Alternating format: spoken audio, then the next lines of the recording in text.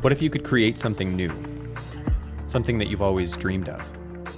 Something that represents all of who you are and all of what you bring to the world.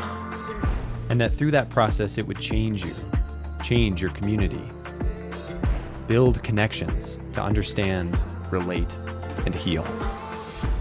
In this podcast, I follow people on their creative journeys with interviews that span their entire process. In a single episode, we get to know them and what it takes to launch their project. Dreamcasters, bring your creativity to life.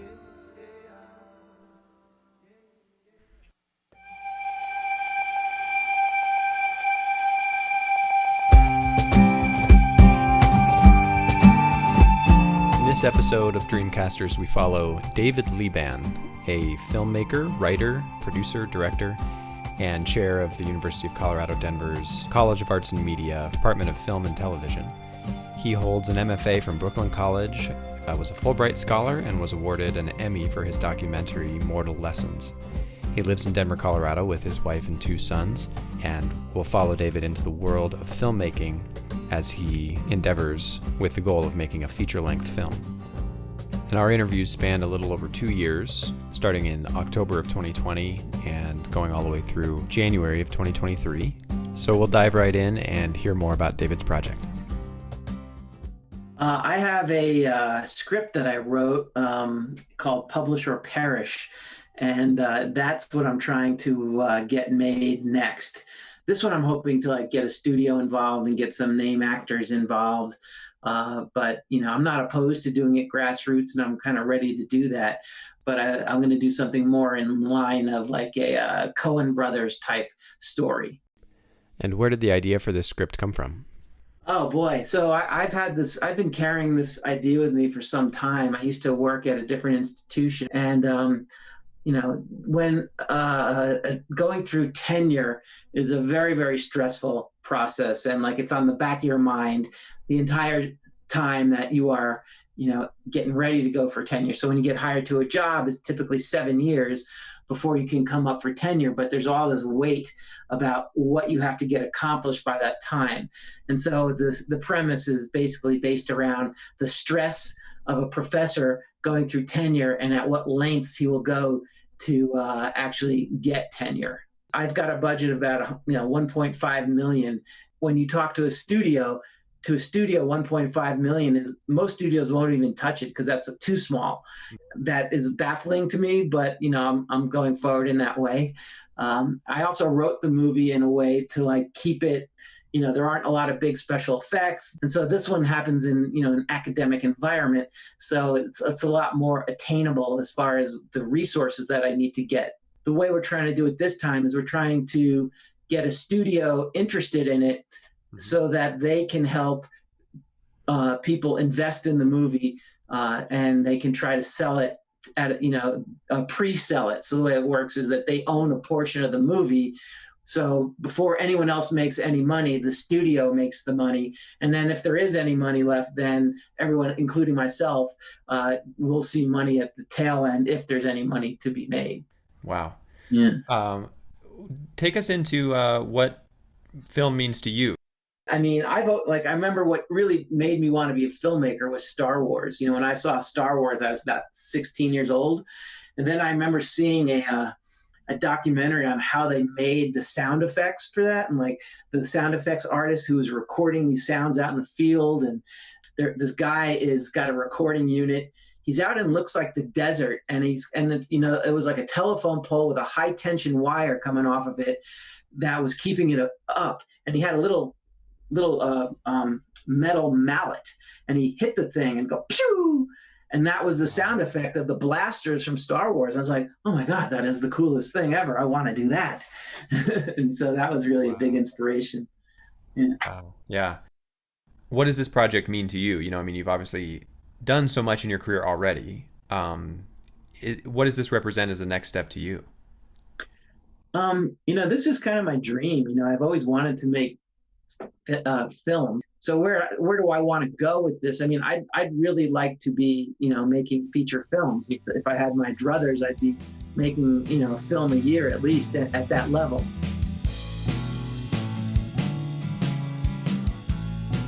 We connected for our second interview in December of 2020. Well, I wish I had some better news, or I mean, I don't have bad news, but I've been talking with this company, and Yeah. they just came back from AFM, which is the American Film Market, Okay. and that's one of the markets where people buy, sell, pre-sell, and so we were trying to get cast associated with the film so that they can try to sell it and raise some money, but because of the pandemic, pretty much all pre-sales have been shut down. So no one is investing in anything right now except for a handful of things here and there with really like some big name talent. Right. Okay. So yeah. It has not really progressed very far. But what it has done is it started to make me think a little bit more about what do I really want to do. And just to kind of backtrack a little bit, I was listening to the Joe Rogan podcast. Yeah. And he had Bill Burr on it, and they were talking about podcasts, but I think it could translate to kind of any art form. And they were saying, like, if you were to own a project where you sell, it's 100% yours, and you only sold 20,000 copies, that's better than owning none for something got sold, to 5 million people, so right. I'm starting to think about it, maybe a smaller scale. I still will play out, what it means to work with a studio, but, I really want to be able to make the movie I want to make. And as soon as I sort of commit to working with these larger scale studios, it changes the dynamic, to a different level. And I'm not shutting the door on that, but I'm going to pursue trying to make it at a low budget level so that I could, have some ownership of the movie and make the movie I want to make. I really enjoy making the movie at a grassroots level where I'm working with friends and we're doing this thing together. And, if we're not going to make any money anyway, we might as well make the movie we want to make, and so that's kind of where I'm at now. I'm going to give it through the holidays, and then I'm going to sort of revisit a way of trying to raise enough money to make the movie, even at a bare bones level. I'm actually looking at a crowdfunding service, not like Indiegogo or Kickstarter, which I've used in the past, but there's another one, and it's called WeFunder. And with WeFunder, the way it works is that instead of people just donating and giving you money, they're actually buying a piece of the project.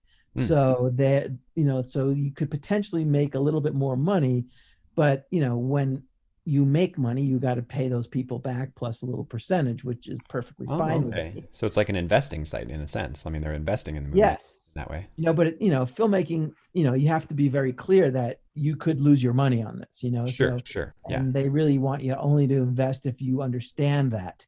And maybe it's the same people that would have invested anyway and given it to me, but I always it doesn't feel right, like begging from my friends and family, like it just doesn't feel right. So I'm trying to see if I could, when I'm working with the studio, this same project they want to make for about $1.5 million. Yeah. And when push comes to shove, though, if I'm making it bare bones, I could probably do it for about 50,000. Yeah. So I'm kind of leaning towards that other way, because if we're only spending 50,000, you don't have to make that much more money in order to get your money back. Yeah. So that to me also seems very attractive. $1 million, they call that a low budget movie. To me, that's like unfathomable. I don't understand what $1 million means. So. Oh my gosh. Well, yeah, I've been watching a little bit of that documentary series on Netflix, The Movies That Made Us, and it's behind the scenes, on some of these budgets and on the steps and stuff. And one trend that I'm seeing is that, some of these most popular movies were the low budget films, that like the studio either didn't think would go forward, and so they tried to really just like limit the budget, or in some cases were self-funded or fundraised for or whatnot, or invested in, by private investors or whatnot. And yet then we're this, campy masterpiece of synergy that came together, and kind of comes back to what you were talking about in terms of just like the attitude that people brought and the fun that they had making the movie. And then it went crazy. You know, people went crazy for it. Yeah, which movie was that? Do you remember? Well, one of them, I was just watching Ghostbusters, you know, and Oh, actually, I mean, that wasn't a super shoestring budget film by any means. It was, you know, 25 million or something. But, you know, for big Hollywood films, that wasn't that much in the 80s. yeah. And then of course that one went crazy. And then another one though was The Nightmare Before Christmas. Oh, and Home Alone, you know, was another one where they were on like a $10 million budget to start with. They had to bump it up, oh my gosh, to 14 million. You know, like these are crazy numbers even in my mind, you know what I mean? But it's like to the studio, you know, 4 million is like hardly a blink of an eye. And then Home Alone got sold around to these different studios and stuff before it finally made its mark. Yeah. And well, what are some timeframes moving into the early part of next year? Is that unknown as yet, or do you have a little bit of a timeline that you're hoping for 2021? So I'm waiting, you know, the holidays is pretty much shut down for making movies anyway, you know. So Yeah. I think we're waiting. I'm gonna wait until the new year before we start to dive in. I'm still talking with, you know, with the studio, and I'm talking with some other people, but you know, I'm gonna probably just move forward with it independently and just figure out how to raise enough money to make the movie the way we want to make it, and there you go, you know. So I can only imagine that opens up that much more joy in that process, because you're like, cool, I'm like beholden to nobody. I can just like go. I can just go and be creative. you know, it's funny though, because I've never had it any other way, you know what I mean? So like, I've Yeah, never yeah, been in the Hollywood systems. I've only made the movies the way I've wanted to make my movies. And you know, at the same point, while I'm doing that, you always dream about, you know, being courted by, you know, Universal Studios or like MGM or somebody to let them make this big Hollywood feature film. right. And you read all these stories about people that have started out in a way that I have, and then they've broken that barrier and have gotten there, and how they talk about how they missed the days from when they were an independent filmmaker because they still had control. You Yeah. know, so even though I'm conscious of that, you know, I can't help but be envious of that at the same point. So since I don't have anything to compare it to, I still feel like maybe I'm missing out on something by not having had that experience, you know. But I got to trust my gut and just make the movie I want to make, and you know, that's where I'm at.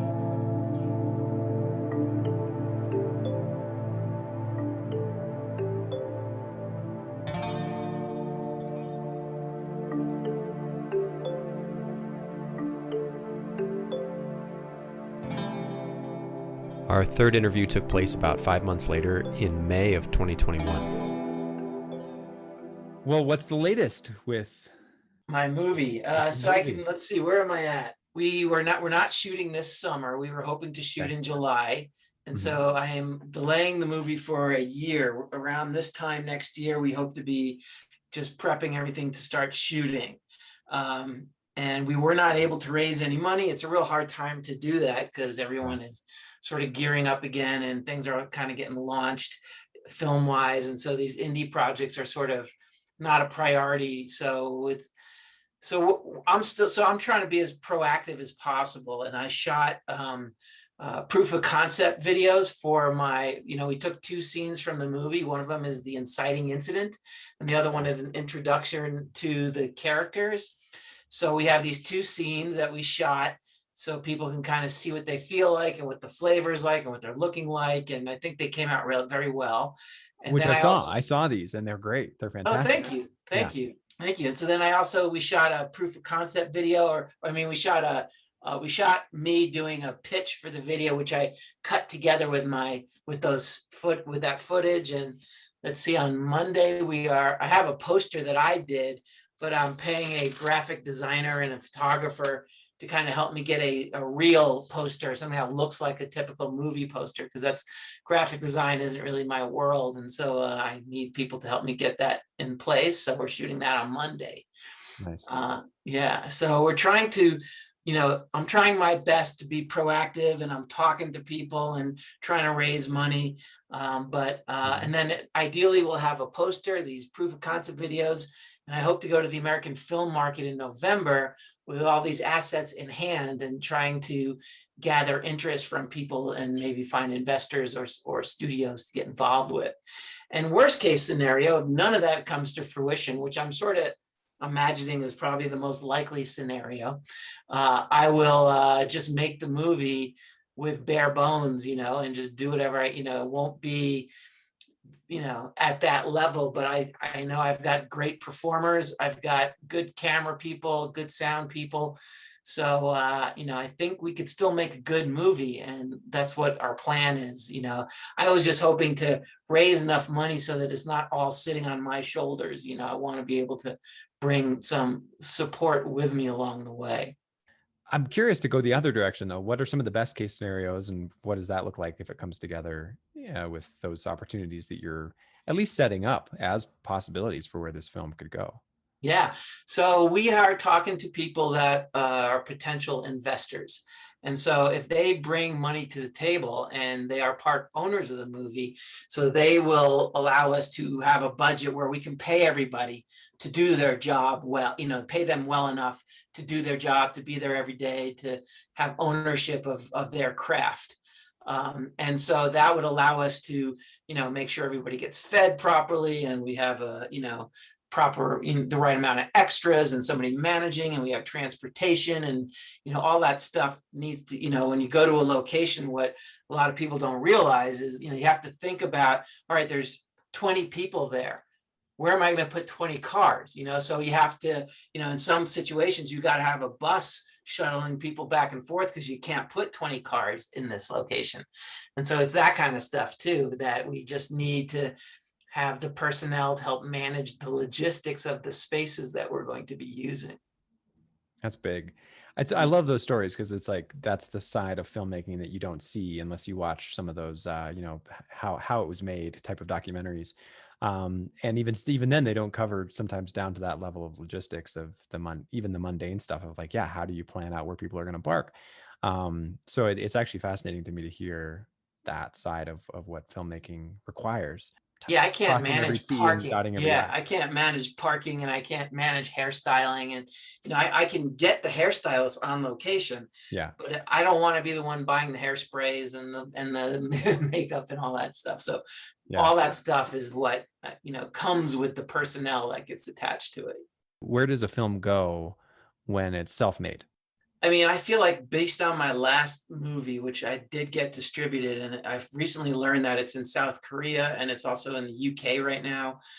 So it's out there, and it's getting seen and people are watching it. So I feel like I know how to I've done a lot of research on distribution companies, and there are a lot of tools out there to help you get the movie out there. You can self-distribute yourself like you did with the book, but I'd really much rather go with a distribution company. If I can't get a distribution company that I feel is reputable, I'll go the self-publishing sort of way and get the movie out there. Amazon is now starting to be a little bit more selective on the type of films that they're taking, but there are other avenues. There's plenty of other ways of getting films out there. So I'm going to play out all those different avenues, and I've made connections with the first movie. And so I have people that would like to see this, and there is a high need for content. There's more streaming services every day, right? So I feel like finding streaming services are likely. I'm not saying it's easy, but there's definitely ways to do it. For me, it's more important for the movie to get seen and not be taken advantage of. Right. I love that, because it really is focusing in on, once you know the industry well enough, it's like you can really focus in on your niche audience, and you can really get the movie seen by a lot of people. And I love that. And I love the grassroots, not what is it, grassroots, or what's the better term than that? DIY, I guess, kind of approach to that, because it shows so much like industry savvy, and it shows so much ability to kind of work the system as opposed to having the system work you.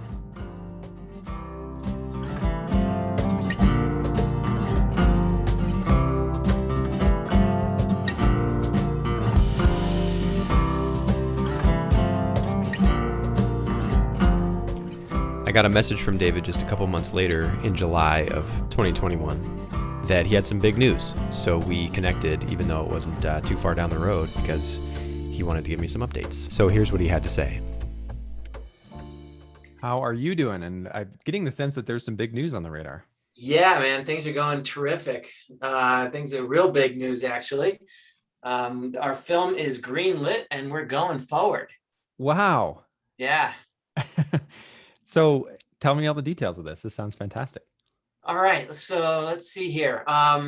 So I have been networking and talking to everybody that I can possibly talk to. And I came across a guy who is he's a local businessman. He's got a company here in town who does investment advising, and he is interested in making movies. And so we just kind of hit it off. I actually met with him to initially help him write a script, or he was working on an idea. And then I shared with him my script, and he was like, you know what, I really like this. Let's go ahead and make that. And so he's connected to some people. He got together some investors, and bam, we're greenlit, and we have a budget, and we're going to go forward. Wow. Yeah. So, I mean, that's just like a dream come true. It's incredible. Crazy, man. It's crazy. Like, it's really hard to believe that it happened that quickly, you know. He's as excited as I am. I keep waiting for him for, like, you know, the bottom to fall out and for him to change his mind. But he's become my new best friend. Like, we talk every day. We're planning, we're thinking, we're trying to figure out how to do this stuff. So it's just amazing, you know. So we're just really stoked, you know. So I know the creative side of things, and he knows the business side of things. He knows all about marketing and business and fundraising, and so he's going to do that side of the things, and I'm going to do the producing side as far as the creative element. And he wants to learn what I'm doing, and I want to learn what he's doing. So it's a really great collaboration. Yeah. I'm so happy to hear this, and just that this is unfolding in the way that it is for you. And what does that mean for next steps then? I mean, it sounds like y'all are brainstorming and you're just taking those next steps immediately, and it's can get underway because the money's there. So, I mean, like, how fast is this moving forward, and what does that look like? So now we're at the point where we're starting to make our schedule. When are we going to shoot? And so we're thinking we're going to shoot it in 2 blocks. We're thinking we're going to shoot it partially in January and do like half of it in January and get all our interiors in January. And then in the exteriors, we'll do in May. So we're thinking we're going to do it in 2 blocks of like two-week periods.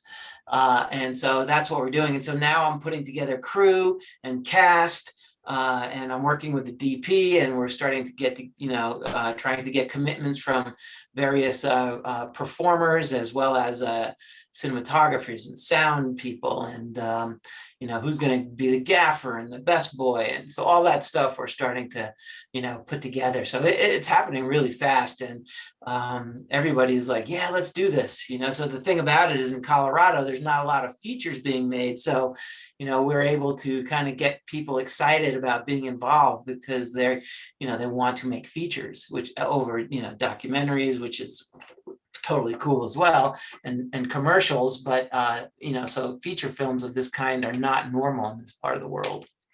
How do you feel about like the budget you're able to move forward with? I mean, it's still a pretty low budget by Hollywood standards. It is, I don't want to give out exact numbers, but we are, it's more money than I've ever had to make a film before, where we can actually pay everybody who's involved. Right. So it's not calling out favors this time, which was the last one. This is, and I don't have to crowd fund, and I don't have to try to, save money to be able to pay for this or that, or apply for grants. Like, we have an operating budget, so I sat down with my partner and said, here's what I need to make this movie. Because we're not at that level of budget, we're still using relatively unknown talent. There's a couple of people in there that have some, really good IMDb credits, and they've done a lot of things in TV shows. But for the most part, there aren't any recognizable names. So that's the main difference. But, we're going to make a movie because with the tools and the crew that we have, we're planning on it looking like a $5 million movie. It's going to look really high end. How does that hiring process work too? Is it a bit of a negotiation to hire on certain actors, or do you just put it out like, hey, this is how much we can offer. If you want to do it, you do it, you know, and we'll also Yeah, select you. based on the budget, the Screen Actors Guild. So there's two actors in the script that are members of the Screen Actors Guild, which means we have to pay them a minimum of whatever that is. And so that's kind of where we're coming in from. Okay, this is what we have to pay you. Are you okay doing it at this level? And so because we are paying them at that level, even if you're not in the Screen Actors Guild, we're trying to match that for non-union people as well.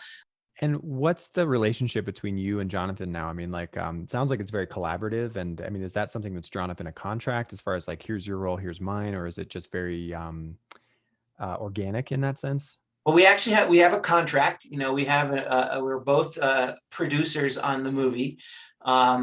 But so we do have it written. We did talk to lawyers and get, you know, the documentation in place. So who owns what, how much are people going to get paid if any money comes in, and that kind of thing is all determined ahead of time. So, but my relationship with him is, you know, I kid with my wife that he's my new best friend. Like we talk, you know, several times a day, every time we have a thought or a breakthrough, or, you know, how do we build on this? And what if we want to get a famous person to do that? And who do we talk? So like we're having all kinds of conversations about, you know, next steps and how do we do this. So it's really, you know, it's kind of exciting because I always envied people that have a partner. Like it's always been entirely on my shoulders.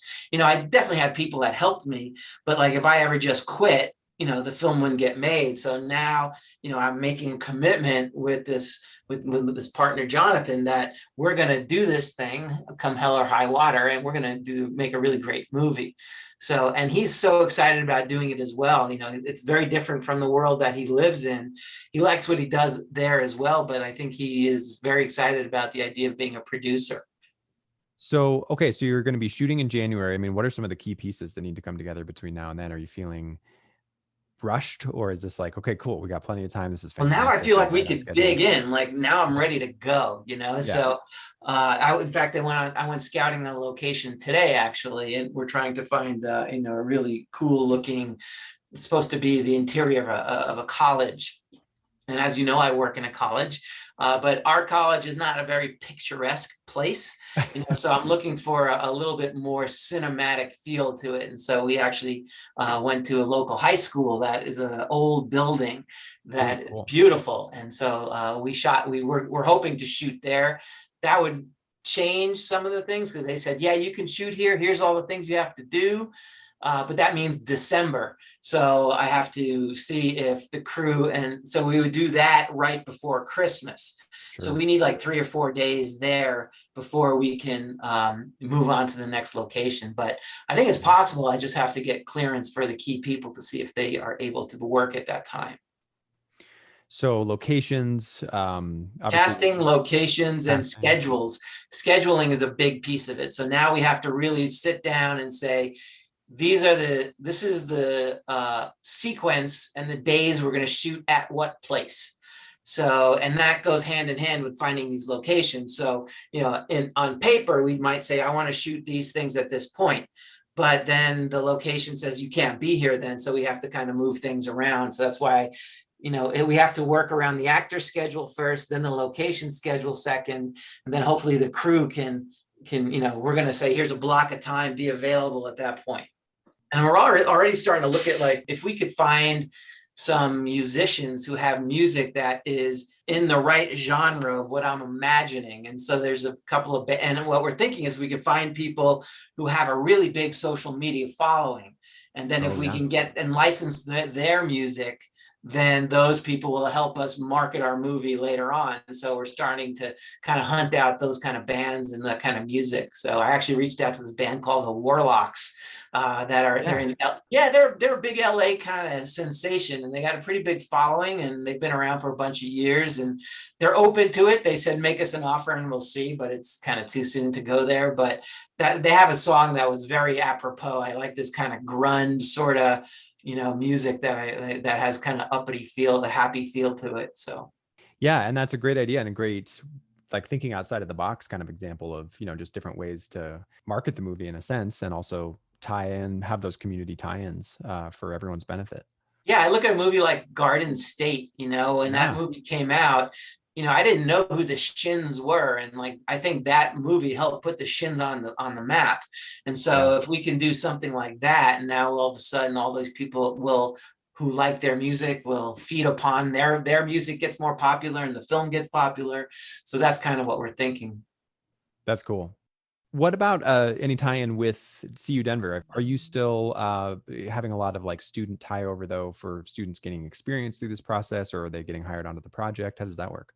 Or not at all, for that matter. Well, we're going to definitely have a tie-in with CU Denver. We definitely are going to be shooting on the space and using some of the equipment, and definitely including students on it as well. So, we're going to hire some outright, and then we'll have some volunteers or just some people to mentor and, be around to observe and that kind of thing. But the key roles will be a lot of those people. The key roles are former CU students who now have their own businesses here in town.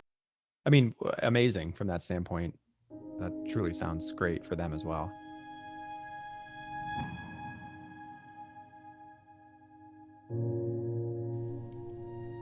Once they were underway with filming, I got to go visit the set, and so we touched base next in February of 2022 after I'd had that opportunity to visit. Coming down to the set was awesome, and I was blown away immediately by the scale and the size of the set for one, but also then the number of people that were on board and all the different roles that were being played by different people on board. And so I'm just curious you're done filming. And so let's just dive in there. Like, how was this whole process of filming? Well, let's see. It was hectic. It was crazy. It was 21 days of shooting. And it was, waking up at 4:30 in the morning, and we're fighting daylight because it's the winter time. So we only have, by 4:30 we lose daylight. And so that was a problem. But it's a great relief to be done shooting. I got to say, it was massive. We had, our set was relatively small compared to Hollywood. Like we had about 25, 30 people at any given time, where in a Hollywood set, there could be 150 people at any given time. Wow. And so, but, for our size, it was pretty big to manage all those people. And, but we were really well organized, and we got what we needed. We have a couple of pickups we're still going to do, but for the most part, we're completed, and we got it all in the can. Yeah, that's incredible. Yeah, I was very intrigued when I was talking with some people on the set, and they were talking about the timeline and how tight the timeline was, and how many scenes were trying to be shot per day, and the order and the sequence, and having figured all of that out. And also I was just a guest coming down to the set, but I was sent like a lot of materials, in terms of like a whole spreadsheet breakdown of the schedule for that day and like what time I should arrive. And I was built into that schedule, even though I was coming down for just a little while and stuff. And I was just super impressed by the level of professionalism and level of detail that goes into that kind of thing. Yeah. People don't really understand, when they say they're making a movie, they imagine, a guy with a camera, they shoot it, edit it, and they're done. I had a second AD who you met, which was Ada. And then we have a first AD, which was Kylie. And so Kylie helps build the schedule, and so we would, determine, okay, we need to shoot these pages today. And that means, we have to let's say we're doing scene 10 first, people are wearing a certain costume, their makeup has to be a certain way, their hair has to be a certain way. And then we shoot scene 30 in the same space, different costume, different makeup, different setting, so someone has to be overseeing both the continuity of all that and, the logistics of all that. So it's very, very complicated for sure. Yeah. And my mind was blown by how many moving pieces there were and how well managed all of that was. So kudos to you for, I know, your obvious oversight of all of that, but also the people that you've got involved. And also it was really inspiring to see that a lot of those were either current or former students of CU Denver. And they were, super pro from from all those aspects that I mentioned. Yeah, I think we, I was trying to count. I think we had about 4 or 5 current students and another 5 to 7 former students. on the set, at any given time. And so, that was really kind of cool to have those resources and those people involved. Yeah, that's so cool to have those spheres overlap, the collegiate community there, and then also the Screen Actors Guild and the actors that you brought in. And so with the tight shooting schedule, and each of those days obviously probably really tight as far as the schedule, and just like having to, I mean, you say you're getting up at 4:30 in the morning, for most of this time. And what were the most brilliant moments and the moments where you felt the most like inspired that you were doing this? And what was one of those moments, or multiple of those moments, where you felt like, why am I doing this? So I would say, like, the most inspiring day was the day that we did our burial sequence out in Sedalia, where it was a night shoot, and we had like fog machines, and we had like this whole big rig outside to put up, like, to create the illusion of moonlight. And that was, it was freezing cold, but it was really one of the most intense sets that I've ever, been a part of, so that was really great. So that was really exciting. And then there was some of the sequences with the actors where, it all kind of is a jumble at the moment, because like there's so many things that are going on. There's things that are just magical that happen on set where you let the actors kind of do their thing, and the cinematographer, and then we do some, things kind of get improvised as you plan it out as best as you can. But when you get there, you kind of have to adjust accordingly, depending on the things that are there. So there are some times when it was just magical, and then there are other times it's just, we're running out of daylight, and my cinematographer, Trevor Merchant, would say, David, we have an hour and a half of daylight and we're not done yet. And so now we just kind of go into high gear, and that's a little upsetting for me, because I don't have time to really think it through. Did I get what I needed? I'll get 2 or 3 takes. I guess it's good. Let's move on next, so those, I don't really like that, but, we had to make our day, so I think we got what we needed just the same, because our actors were really professional and good. So I kind of had to trust them to do their thing. But those were very stressful days. And then there were days where just, my Timothy he's amazing. Like, there's some days where, like, he has to have these tantrums, and he's freaking out, and he's just very funny, and he really got it. And like, my working relationship with him was so great, because he knew the script as well as I did, right? And so we were constantly having these very rich conversations, like, would he do that? Why would he do that? Okay, if he's going to do that, well, what does that look like? And so it was really a great collaboration to have somebody who was as invested as I was, to make the movie. And he wants to portray it well, obviously, but it was all at the service of the movie. And I would say that was one of the best things about the scene, the crew and the cast, is that everybody took their roles very seriously, and we were all unified in trying to create this great movie, is what we were going for. Wow. Yeah. How do you feel now? I mean, now that you're done with the shoot, I mean, you said, I think earlier, relieved. Can tell me more about that. What's this phase like for you now?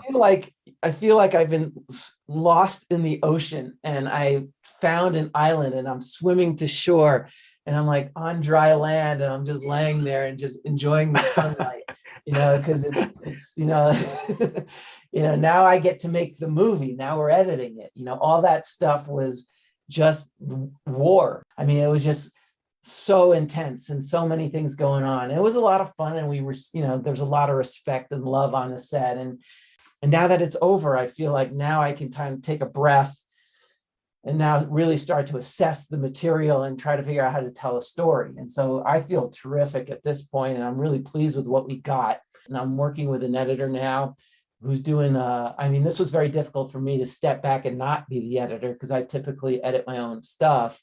But I really felt like I need someone to be more objective, to kind of look at it and have someone to collaborate with on it. So, yeah, I saw your post about the guy editing it, and I'd love to hear more about him and kind of what your role is in that process, because obviously he's hands-on. He's got his computer set up. He's going through scene by scene. Yeah, so his name is Justin Lewis.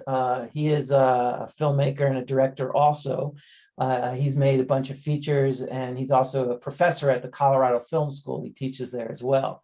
but he is mostly an editor and a filmmaker. And so I met him, and we kind of hit it off. And I'm sort of the post-production supervisor at this point, because he is the one like kind of working through the media, really choosing the performances and the moments, and then I come in. What I'm trying to do is giving him his space to kind of just work through it and like try to figure out how to tell the story from his point of view. And I'm at this point, I'm letting him do his thing. And then once a week, I'm going in there and we're kind of like going through scenes and talking about, how to improve the sequence or what's working for me, or what if something like, oh, no, we can't do that. Or do you have another take of this? Or what if we get rid of that line? Does it work better? And so that's when, once we have the rough cut in place, I'm going to be spending, all time with him as we try to, fine tune it and really select the best moments and tell the story the best way possible. And, part of my job also as post supervisor is I'm starting to gather music. I'm working with some musicians. Somebody who graduated from the MEIS program, his name is Nick Sullivan. He's in touch with some local bands that we're going to be licensing some music from a local band. And he's also doing some music that I want written for it. And then there's another guy who's in Seattle. His name is Lance Warlock. He's going to be composing the score. So I'm working with those guys to kind of, get the license and the rights, and they're all very excited about being involved. So that's also an exciting relationship with them. And then on top of it, now we're talking about graphics, in opening title sequence. There's another person that we're talking with who is a former graduate of the visual arts department, who may be doing doing our title sequence as well. So, wow. Yeah. It's so fun to hear. But obviously I've seen hundreds, if not thousands of movies in my lifetime. And yet, just to hear, it's like, oh, of course, all of these different pieces that have to be put together. But when you're just watching it, you don't necessarily break it down into all of these tiny details, that have to go into it, and all these parts of the process that have to unfold before the final product is done. Were there any scenes? I mean, when I went, and I guess I can just provide like a little bit of perspective from when I came in. I mean, immediately what hit me too was just the quality of the equipment and also the details that went into the scene. I mean, I wasn't back in the office that you were shooting, but even just outside of that, it might have been a room that you were using earlier, like some things that had been moved around, and just like the lighting that had been installed temporarily in the room. So, I mean, I'm just kind of curious to get in that office with you. I don't know if you remember the day, but it was the scene where the main character was coming in for his meeting with the dean, and he just wanted to kind of, ask a few questions and then ask about tenure. And the dean was kind of like, I wouldn't worry about tenure. And he was like boiling inside a little bit or something. So I'm kind of curious about if you remember anything specific from that day and just, some of the dynamics. In fact, we just finished cutting a rough cut of that scene on Tuesday. So the way we kind of, because we were shooting Steadicam, you saw that there were lights on the ceiling. And so Trevor Merchant, who's our cinematographer, we wanted the freedom to be able to move around with this camera and to keep it in motion. That was the whole part of the design of the piece, was that we wanted it always to feel like it was a nonstop progression going forward. And so that meant we couldn't have light stands in the room. And so we had lighting from above so that the camera was kind of free to move around. And so that was kind of new for me to kind of do that. But it also, when we had such a tight shooting schedule, the fact that we were shooting a lot on Steadicam, what I would normally be like, your close-up, my close-up, and a wide shot, we would go in a Steadicam and just try to get a lot of it in as much as one take as we could, and get all that same kind of coverage, in addition to like the standard type of coverage. So we had the Steadicam getting a lot of what we would have done in several different setups. We would get them in 2 or 3 instead of 8 or 10. But the equipment that we shot with, that camera, they've made Academy Award winning movies with that. The lenses that we use, we rented these really high end lenses, so like each lens was like $30,000. We had a box full of them, so like we have these beautiful lenses, this beautiful camera. So the movie looks really beautiful. There's no doubt. Like Trevor did a great job in designing the shots. Wow. Yeah. So many considerations. Yeah. And that level of detail, again, just amazes me. Is there anything else that you kind of, are just wanting to share about the process up to this point? I mean, I think it's really exciting that you and I started talking before I had any like idea that we were going to get to this level, right? Yeah. So I wrote the script and I was proud of the script and I liked it, but deep down I was like, I don't know. I mean, I've never had the ability to kind of connect with folks that actually wanted to produce the movie. So I feel really fortunate that I've been talking to you from that point to this point, because really it's been quite an arc that we've been talking about this. And so, the fact that it's gotten to this level and we actually shot the movie and we're making the movie and it's going to be out in the world. I mean, I feel really happy that, you've been sort of asking these questions from the get-go. So thank you for doing that. Yeah, that's awesome. Yeah. Well, I'll be continuing to just send lots of great vibes your way with these next steps. And what a fun place to be in, it seems, to just be now editing down the movie. And thank you very much. It's amazing. Yeah, it is pretty amazing. I'm pinching myself a little bit. All right, I'm going to play the audio for the trailer for Publisher Parish for you right now.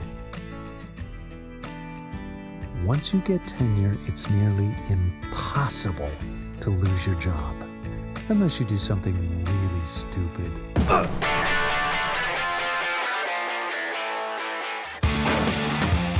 Can you come by my office?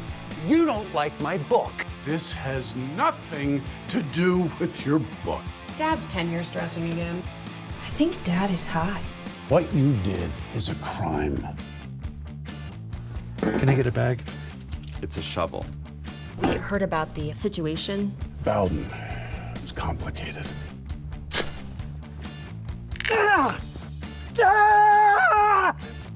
We're waiting to see what happens with my husband's tenure. You should know, not a big fan of tenure. Hi, Dr. Bowden. It's Bowden, Alex. I don't think your dad likes me. He doesn't. Dad, I'm freaking out. I'm Detective Wilson. Is Dr. Bowden available? Detective? You're a person of interest. I'm going through tenure now, so I guess my behavior's a little erratic. Are you worthy?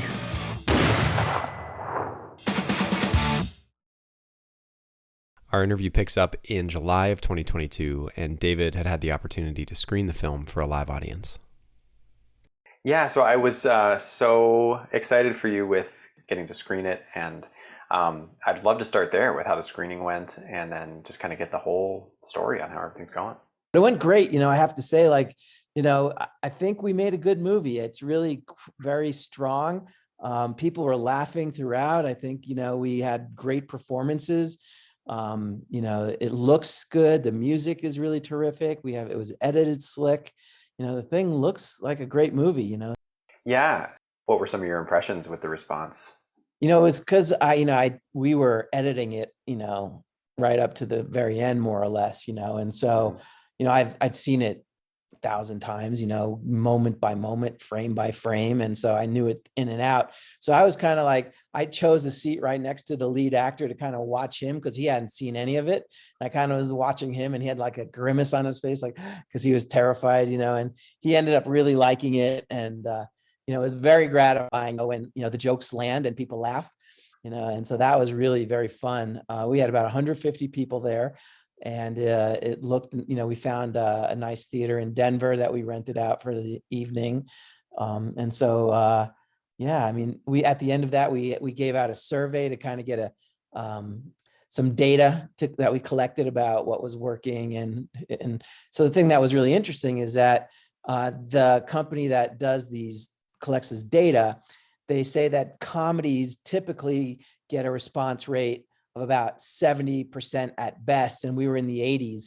So, Wow. So where we are right now with the movie is we're kind of in this holding pattern right now because we submitted to 4 big film festivals that will require premiere status, and we don't know if we're going to get in. I mean, the truth of it is, like Sundance, the data that I heard is that less than 1% of movies actually get in. So even if you have a good movie, it doesn't mean that you're going to get in. But, we have to try, because if the movie gets into Sundance, Toronto, or Telluride, then the movie is more likely than not going to, find a distributor pretty easily. Now, if we don't get into one of those festivals, I've submitted to, dozens of other festivals. So there's still other opportunities to screen it at festivals, but not many buyers go to these other ones. Really, there's like 6 festivals that buyers go to. So that's kind of where we are. And so, we're at this point, I'm kind of like twiddling my thumbs and watching the calendar. And, we should know in the next couple of weeks about Toronto and not Sundance, but Telluride. So we'll know about those pretty soon. And then after that, it's kind of like what to do next. And so Jonathan is starting to reach out, and we're trying to figure out what is the best way to market the film, how to get it out there. So they want their money back, ideally, for the investment that they put in. And hopefully we'll be able to get that back for our investors. So it's a tough time for independent films because very few of them make money, but some of them do. Yeah. The timeline sounds like a few weeks then, as far as kind of finding out about some of these. The few weeks to find out about the festivals, but like if we get into Sundance it happens in January. So if we will probably know one way or another if we got into Sundance by November. So we really can't release the film till then. So we're thinking about an early next year, we can let the movie go out into the world. Yeah. So we have to sit on it for 5 more months, which is killing me. Wow. Yeah.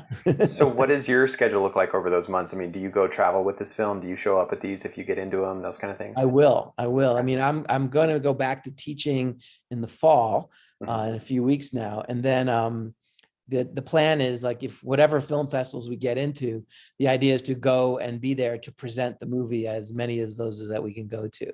So that's the idea, because usually there's like a Q&A and a lot of deals and, networking happens at these festivals. So even if you don't land a deal, you might meet other people that could lead you to other opportunities. Right. I think, there are avenues that I'm thinking about how to get the movie out there. It's called four-walling, and four-walling means like you pay to rent a theater, like we did for the private screening.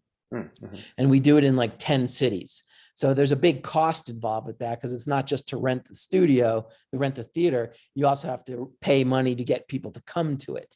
And so that's, quite a challenge, and it's very expensive. But if you do that, it sort of creates a buzz to it. Wow. I'll be fascinated to continue to hear what some of those ideas, how they unfold and how the film continues to go. And I'm going to be, of course, rooting for the film festivals and that everything comes through. And just it's really fun to continue to see where this goes. All of the music in this podcast episode is from the film, so hence the suspenseful music at an otherwise upbeat and great time in the midst of the creation of the project. Here's our final interview in January of 2023, after David had the opportunity to screen the film at a number of film festivals.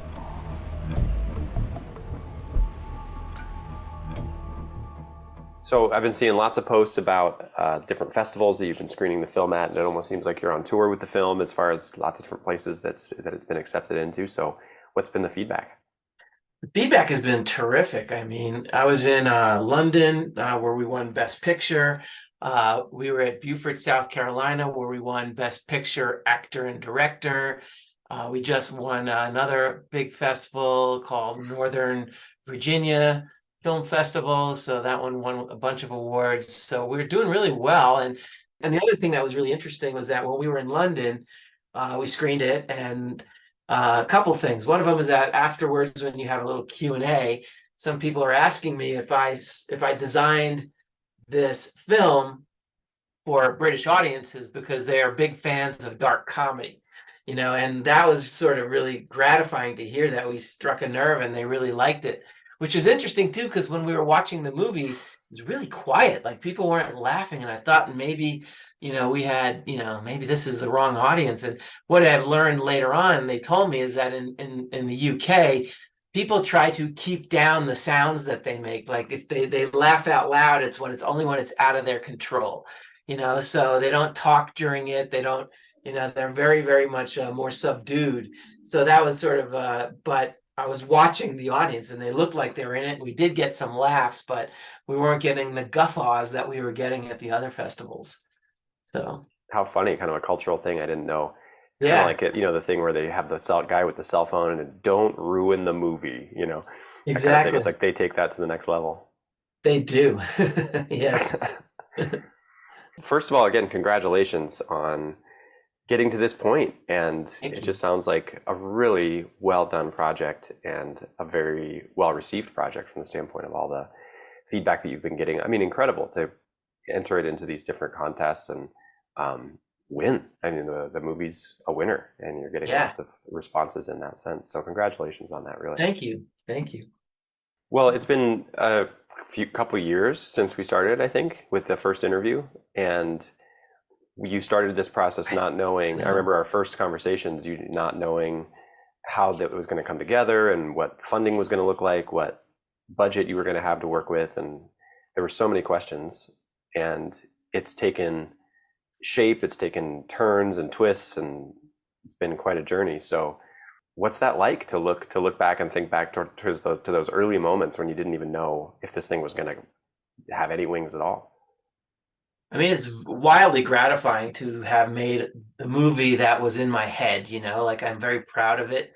It is certainly filmmakers know like it's a multi-year endeavor if you're really going to go all the way. The fact that we got the budget to make a really high quality looking movie was really, great, because we were thinking about just doing it, with a shoestring budget and doing what, but being able to have like a professional cinematographer and professional sound people and musicians and, editors and, like having a production designer to really oversee the whole look of the movie, like all that stuff is so different from what we would have done if we had just done it by ourselves with what we had. We even had an early poster that I made when I was trying to pitch the film. And, looking at what my production designer did versus what I did, like it looked really schlumpy, his costume and everything. And so like she like had this great costume that was form fitted for him. And so it's just day and night, like, things that you don't know unless you had to compare it to. So, looking back at the process, I didn't know it was going to get made, right? And so then we got the funding, and then it was, just a step-by-step process where you just try to stay in control of the vision as best as possible, and so I feel very fortunate to, it's my second feature film, but, I was given creative control over the film, and that's a pretty amazing thing to happen if someone at my point in my career. And I think it benefited from it, really. I think we made a really solid movie, and I'm really excited for the audiences to see it.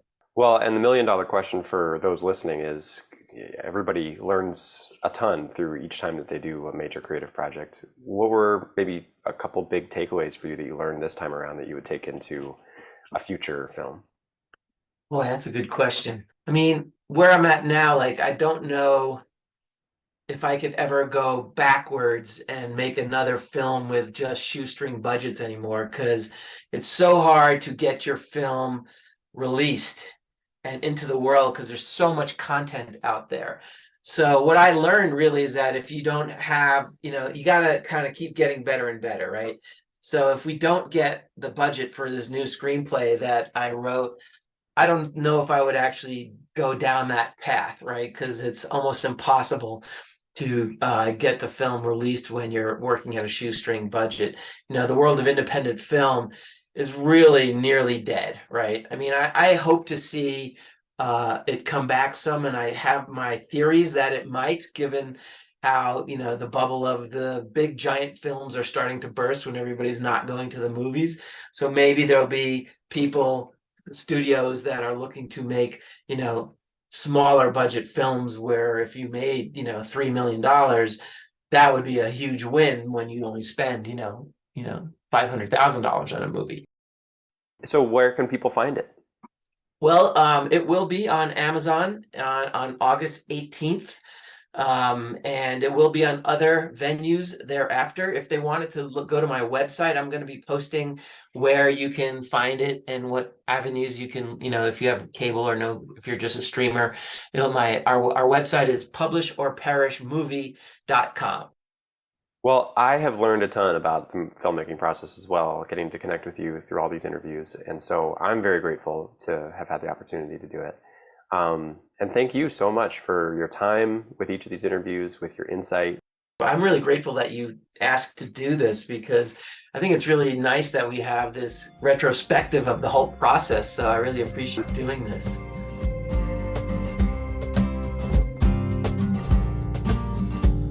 It must be the desert playing tricks on my mind.